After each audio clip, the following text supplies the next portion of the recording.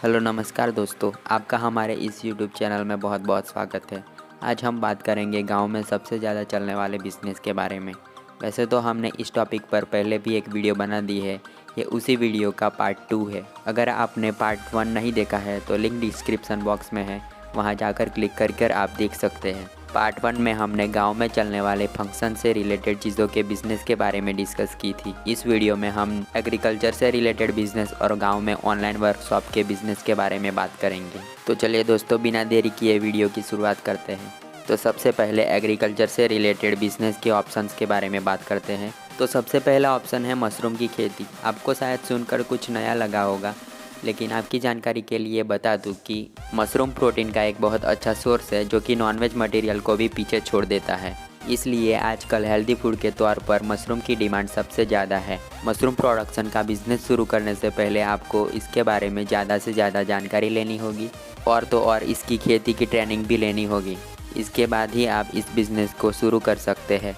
अगर आप चाहें तो इस बिज़नेस को अपने एक कमरे से या अपनी छत पर भी शुरू कर सकते हैं। अब हम आते हैं हमारे दूसरे ऑप्शन पे। तो हमारा बिज़नेस का दूसरा ऑप्शन है पोएट्री फार्म, जिसके बारे में आप लोगों ने शायद सुना ही होगा। इस बिज़नेस को शुरू करने के लिए आपके पास एक लंबी चौड़ी जगह होनी चाहिए और इस बिज़नेस को शुरू करने के लिए आपको एनिमल हस्बेंड्री डिपार्टमेंट में रजिस्ट्रेशन करवाना होगा। रजिस्ट्रेशन करवाने के बाद आप इसके बारे में डिटेल में जानकारी पाकर इस बिज़नेस को शुरू कर सकते हैं। अगर आप इस बिज़नेस को छोटे स्तर पर शुरू करना चाहते हैं तो आपके पास 3 से 4 लाख रुपए की इन्वेस्टमेंट होनी चाहिए। इस बिज़नेस को बड़े स्तर पर शुरू करने के लिए 8 से 10 लाख रुपए लग सकते हैं। अब हम बात करते हैं हमारे तीसरे ऑप्शन की। तो हमारा तीसरा ऑप्शन है फर्टिलाइज़र डिस्ट्रीब्यूशन यानी खाद उत्पादन। इस बिज़नेस को छोटे स्तर पर शुरू करके आप एक बड़ी खाद उत्पादन कंपनी भी बना सकते हैं। अब हमारा चौथा ऑप्शन है मधुमक्खी पालन का बिज़नेस। इसमें आपको मधुमक्खियों को पालकर मध का उत्पादन करना होगा।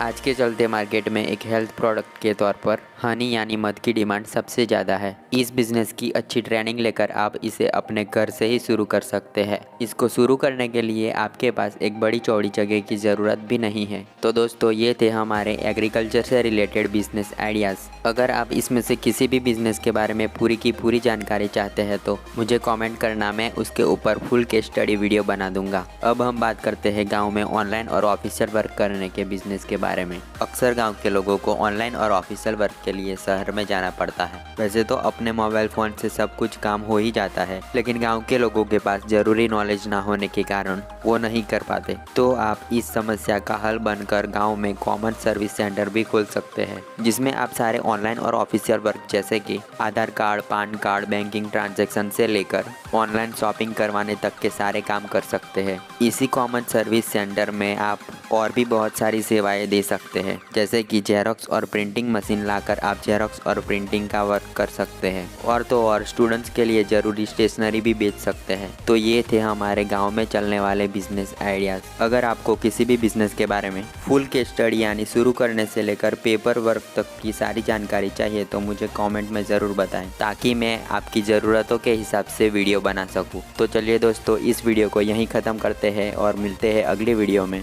तब तक के लिए अपना काम करते रहिए और मुस्कुराते रहिए, क्योंकि ज़िंदगी में वही कुछ कर पाता है जो हर पल मुस्कुराता है। वीडियो में अंत तक साथ देने के लिए आपका बहुत बहुत धन्यवाद।